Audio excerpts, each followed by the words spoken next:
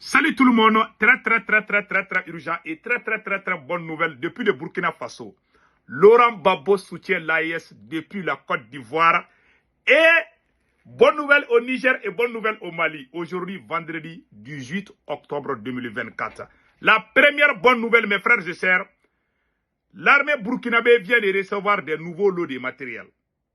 Nous disons bravo au président, capitaine, patriote, Ibrahim Traoré. Que Dieu bénisse le Burkina Faso. La deuxième bonne nouvelle. L'or de Yatela appartient désormais, la mine d'or de Yatela, auparavant exploitée par des compagnies étrangères, est désormais entièrement sous contrôle de l'État malien. Voilà, ça c'est la mine d'or de Yatela au Mali. Mais au Burkina Faso, désormais, le Burkina Faso va extraire son propre or, le raffiner ici et le vendre au prix qu'il veut au Burkina Faso, aux acheteurs qu'il veut pour utiliser l'argent comme il veut.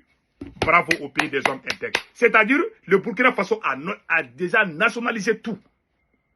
Voilà. Donc, nous disons bravo au pays des hommes intègres. Nous allons rentrer dans les détails. Donc, allons-y rapidement avec Laurent Gbagbo, depuis la Côte d'Ivoire, soutient l'AES et donne raison.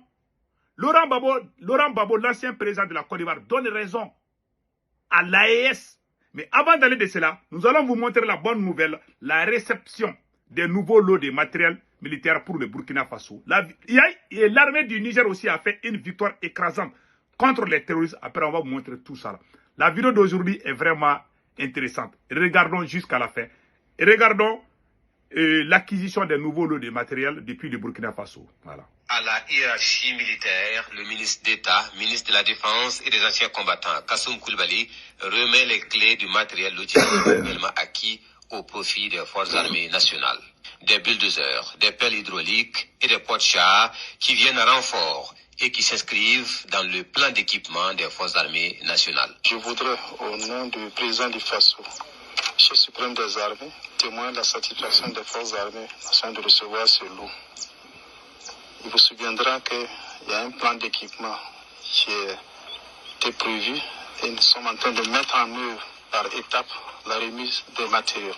Il faut juste saluer aussi les efforts qui sont consentis par l'ensemble des Burkinabés et aussi sur le budget national pour l'acquisition de ces moyens-là afin que les forces de défense et de sécurité puissent être plus opérationnelles sur le terrain dans tous les sens possibles. Ce matériel logistique arrive après plusieurs vagues d'équipements et d'autres matériels sont attendus pour accroître la puissance de feu, mais aussi la mobilité des combattants sur le théâtre des opérations de reconquête du territoire. Bravo. Voilà, vous avez vu ça. Et puis, c'est pas encore fini. Hein. Écoutons ça. Voilà. Voilà ce qui est écrit ici. Je vais lire ça tout de suite. Le 23 novembre 2023, il posait la première pierre de la construction de la raffinerie d'or du Burkina Faso.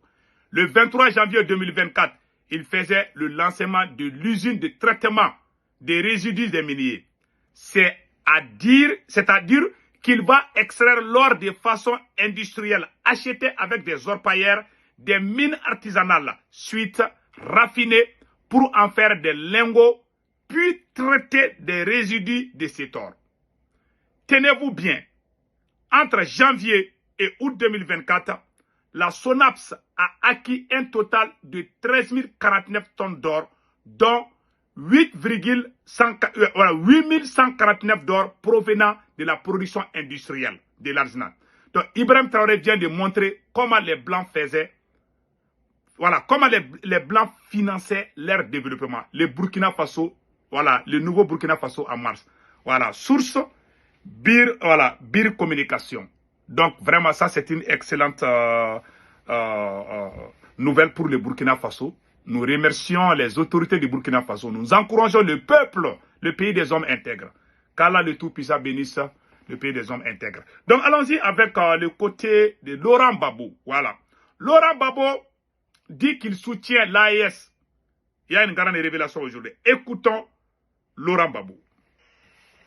depuis 1960 que l'Afrique règle ses problèmes monétaires.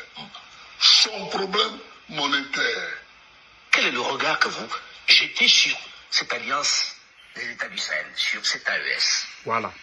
Un bon regard. Voilà.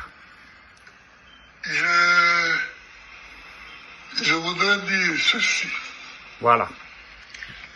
La CEDEAO Voilà. a été créée en 1975. Voilà.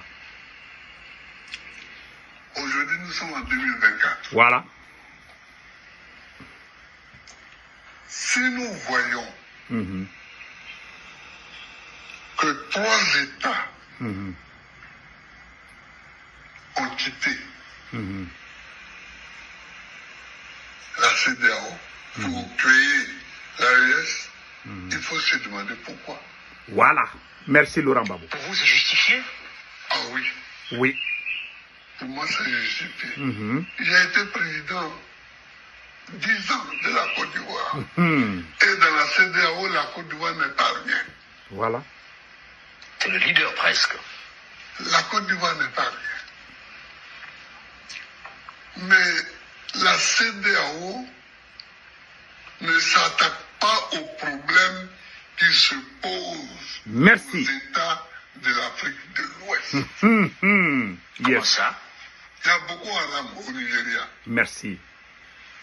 Qu'est-ce que la CEDEAO a fait contre Boko Haram? Voilà. Rien. Voilà. Il y a les rébellions qui affligent le Niger, le Mali, le Burkina Faso et la Côte d'Ivoire aussi. Qu'est-ce que la CEDEAO a fait? Rien. Et maintenant le Togo aussi, le nord du Togo aussi. Et le Togo aussi. La Côte d'Ivoire, qu'est-ce que la CEDEAO a fait? Rien. Alors, même en se limitant à ces questions de sécurité, Voilà. quand vous n'êtes pas capable, Voilà. dans une communauté, Voilà. de vous mettre ensemble pour chercher des solutions aux problèmes qui se posent. Je suis d'accord avec Laurent Gbagbo. En 2012, quand les terroristes ont quitté la Libye pour venir attaquer le Mali, ils sont d'abord arrivés à Kidal, dans la région de Kidal. Les terroristes n'étaient pas ni à Gao, ni à Tombouctou. Les terroristes étaient à Kidal seulement, à une partie de Kidal, même pas dans la ville de Kidal. Les terroristes étaient à Tenzawaten, à la frontière entre le Mali et l'Algérie. Les terroristes n'étaient pas dans la ville même de Kidal. Le président ATT est venu voir le président Alassane Dramane Ouattara et le président sénégalais à l'époque pour leur parler de la situation. La CEDEAO avait accordé d'envoyer 5000 hommes pour aider le Mali à se débarrasser de ces voyous. Le président ATT dit, si vous n'aidez pas le Mali, les terroristes là, ils vont déstabiliser tout le Sahel. Moi, je suis un général de l'armée malienne. Je sais ce qui se passe. La CEDEAO dit, il n'y a pas de problème. Quelques jours après, qu'est-ce qu'on voit?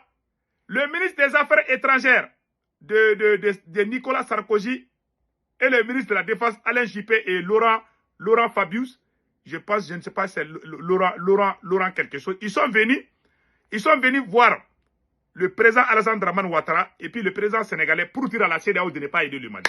La CEDEAO était sur le point d'aider le Mali pour stopper les terroristes. Après, Nicolas Sarkozy a dit que la CEDEAO ne doit pas faire. Et la CEDEAO a écouté la France. La CEDEAO a refusé de nous aider. Pourtant, la CEDEAO avait promis d'aider le Mali.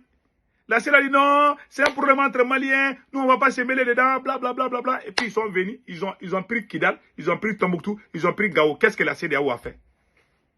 Et vous voulez qu'on reste dans la même CEDEAO? Il y a Boko Haram, non? Et Laurent Gbagbo a raison. Il y a Boko Haram au Nigeria. Pourquoi ils ne vont pas aller attaquer les Boko Haram? La CEDEAO ne s'attaque pas aux vrais problèmes. Donc, merci à Laurent Gbagbo. Vraiment, nous sommes très fiers de vous. Voilà, merci. Merci pour cette remarque. Voilà ce qui se passe. Et nous allons vous montrer la victoire écrasante de l'armée du Niger. Voilà, voici la victoire de l'armée du Niger. Écoutons. Dans le cadre de l'opération NIA menée sur la rive droite du fleuve Niger, les forces de défense et de sécurité poursuivent leur mission de contrôle de zone dans la région de Tillabéri, permettant de maintenir une stabilité relative dans cette partie du pays, souvent exposée à diverses menaces. Dans la nuit du samedi 12 octobre 2024, une unité des FDS en patrouille près du marché de Yuri a intercepté un véhicule transportant 12 cartons de produits pharmaceutiques contrefaits. Les premières investigations ont permis de révéler les liens étroits du convoyeur avec des réseaux criminels opérant dans la zone du parc du W. Le 13 octobre 2024, une autre opération de sécurisation a été menée en Banga dans le cadre de l'opération Lakalkanei. Lors de ce raid, un individu suspect, Abdraman Saleh, a été interpellé et 5 motos ont été saisies. Merci. Le suspect a également été transféré aux autorités compétentes pour enquête. Merci. Que Dieu bénisse le Niger. Passez excellent week-end. Ciao, ciao.